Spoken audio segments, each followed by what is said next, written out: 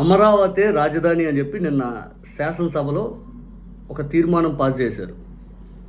ఆ bill pass అయింది కానీ మరి శాసన మండలిలో అయితే మరి చర్చ ఎందుకు పెట్టలేదు తెలియదు. అమరావతి గురించి శాసనసభలో మాత్రం చర్చ ఛాన్సే పెట్టారు కానీ ఎక్కడ కూడా రైతులకు ఏం చేస్తాం, అమరావతి రాజధానిలో ఇప్పుడున్న పరిస్థితులు ఏంటి, అమరావతి రాజధాని డెవలప్మెంట్కి ఏ విధంగా ముందుకు అడుగులు పడుతున్నాయి, అమరావతిలో మేము తీసుకున్న స్టెప్స్ ఏంటి, రాజధానికి ఏ విధంగా ఇప్పుడు జరిగింది అనే దాని మీద ఎక్కడ చర్చ జరగల. డబ్బులు ఏంటి, దాని మీద చర్చ ఏంటి అనేది జరగల.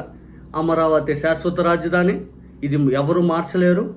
హైదరాబాద్ని సైబరాబాదు అది ఇది అని చెప్పి ప్రపంచ పటంలో పెట్టేసి హైదరాబాద్ని తీసుకెళ్ళిపోయి డెవలప్ అని చెప్పి అలసిపోయిన చంద్రబాబు నాయుడు గారు ఇక అమరావతిని డెవలప్ చేయడానికి పూనుకున్నారు. చంద్రబాబు నాయుడు గారు ఇక విజనరీ నాయకుడు, చంద్రబాబు నాయుడు గారు ఒక దార్శనికుడు అని చెప్పి చంద్రబాబు నాయుడు గారికి జాకీలు పెట్టే కార్యక్రమం నిన్న అసెంబ్లీలో ప్రతి ఒక్క ఎమ్మెల్యే ప్రతి ఒక్కరు చేశారు. పవన్ కళ్యాణ్ గారు మరీ ముఖ్యంగా, నారా లోకేష్ గారు మరీ ఎక్కువగా.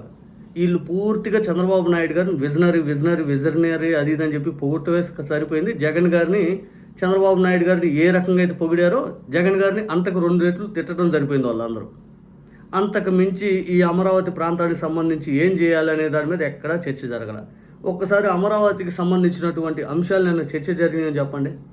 అమరావతి రైతులకు రిటర్నబుల్ ఫ్లాట్స్ మీద చర్చ జరిగిందా? రైతుల డిమాండ్స్ మీద క్లారిటీ ఎక్కడ? అమరావతి కోసం ఎంత అప్పు చేసాం ఇప్పటి వరకు అనేది చెప్పారా?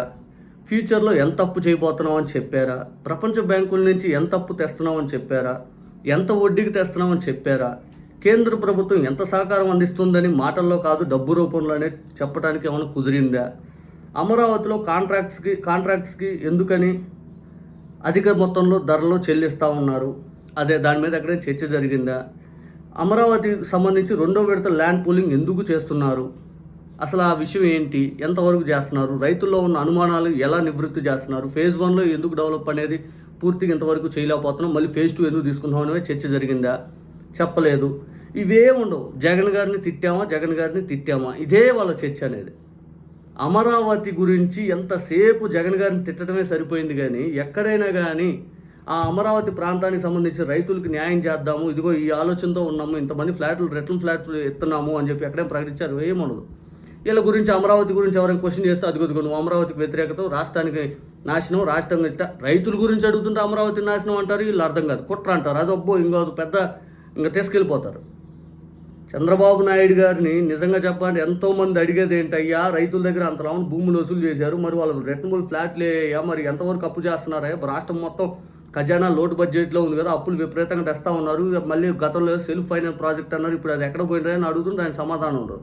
ఇక అమరావతి గురించి ఆల్రెడీ ప్రపంచం మొత్తానికి తెలిసిందే. ఆ కృష్ణానది ఒడ్డున 3 పంటలు పండే భూమి, ఆ 3 పంటల భూమిని గతంలో నాశనం చేస్తున్నారు 5 అని చెప్పి పెద్ద ఎత్తున మాట్లాడిన వాళ్ళే. ఇప్పుడు కూడా సేమ్ ఆ వీడియోలు కొన్ని వైరల్ అవుతానే, అందులో భాగంగా చిరంజీవి గారిది కూడా వైరల్ అయింది. ఇక వైఎస్ఆర్ కాంగ్రెస్ పార్టీ అయితే తేల్చి చెప్పేసింది, అమరావతి రాజధాని అనేది అక్కడే ఉంటుంది. కాకపోతే చాలా వీడియోల్లో ఇప్పుడు జగన్ గారు చెప్పింది కానీ, సజ్జల్ గారు చెప్పింది కానీ, అఫీషియల్గా చాలామంది చెప్పింది ఏంటంటే అమరావతి రాజధాని అక్కడే ఉంటుంది. కానీ గుంటూరు, విజయవాడ ఏదైతే ఆ కారిడార్ అనేది డెవలప్ చేసుకుంటా ఇటుపక్క ఏదైతే వరద ప్రభావిత ప్రాంతం కాకుండా ఇటుపక్క డెవలప్ చేసే ఆలోచన అయితే చేస్తున్నట్టుగా చాలా సందర్భాల్లో అయితే జగన్ గారి వీడియోలో, సజ్జల రామకృష్ణారెడ్డి గారి వీడియోలు ఇట్లాంటివి చూసి దాంట్లో అయితే అర్థమైంది. అయితే వాస్తవానికి అయితే అమరావతి అయితే మార్చాలనే ఆలోచన అయితే వైఎస్ఆర్ కాంగ్రెస్ పార్టీకి అయితే అసలు లేనట్టు కనబడతా ఉంది. ఇక చిరంజీవి గారి వీడియో చూడండి ఒకసారి. గతంలో చిరంజీవి గారు అమరావతి గురించి ఉన్నారు. వాళ్ళ భూములను కార్పొరేట్ సంస్థలు కబ్జా చేయటం అన్నది ఇండస్ట్రియలైజేషన్ కోసం అని చెప్పేసి ఇండస్ట్రీస్ పెట్టడం కోసంగా వీళ్ళ పంట భూములు తీసుకోవటం అనేది ఇప్పుడు జరుగుతుంది అమరావతిలో. ఎవరు క్షమించరాని నేరం అది. మూడు పంటలు పండేటటువంటి భూముల్ని వాళ్ళు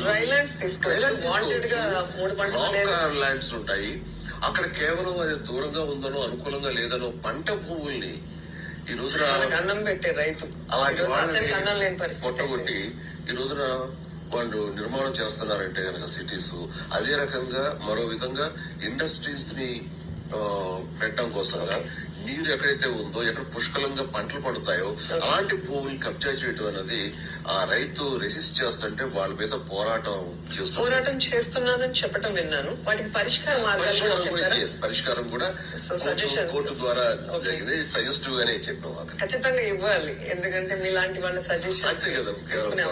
వాళ్ళు అనుకున్నది సాధించి దిశగా నా వంతు ప్రయత్నం చేసి వాళ్ళు సఫలీకృతులు అవడం అనేది జరిగింది. అల్టిమేట్ గా రైతులు బాగుంటే మన అందరం బాగుంటాం.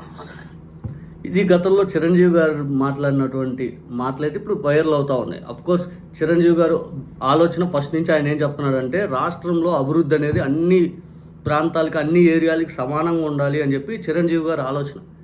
జగన్ గారు 3 రాజధానులు ప్రకటించినప్పుడు ఏదైతే కర్నూలు రాయలసీమ అభివృద్ధి చెందాలని చిరంజీవి గారు చెప్పారు, అమరావతి ప్రాంతం ఏదైతే విజయవాడ లేకపోతే ఆ చుట్టుపక్కల అంతా అభివృద్ధి చెందాలని చెప్పి చిరంజీవి గారు చెప్పారు. ఆ తర్వాత ఉత్తరాంధ్ర విశాఖపట్నం వేదికగా అంతా అభివృద్ధి చెందాలని చెప్పి చిరంజీవి గారు చెప్పారు. చిరంజీవి గారు మరి ఈరోజు ఏ స్టాండ్ తీసుకుంటారని చూడాలి. వాస్తవం చిరంజీవి గారికి రాజకీయాలకి ఏం మాట్లాడరు కాబట్టి, కానీ చిరంజీవి గారి స్టాండ్ అయితే గతంలో అమరావతి పైన అయితే ఆ ప్రాంతంలో రాజధాని అనేది పూర్తి స్థాయిలో చిరంజీవి గారు రైతుల దగ్గర నుంచి భూములు తీసుకొని రైతులకన్నా న్యాయం చేయండి. అందరూ అడిగేది ఏంటంటే రైతులకు న్యాయం చేయండి, రైతులకు న్యాయం చేయండి.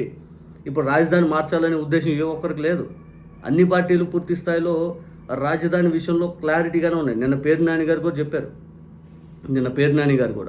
కోర్స్ మరి ఇంకా చిరంజీవి గారు ఇటువంటి వాళ్ళు పెద్దలు ఏదైతే సలహాలు సూచనలు ఏమైనా ఇస్తా అంటే తీసుకోండి.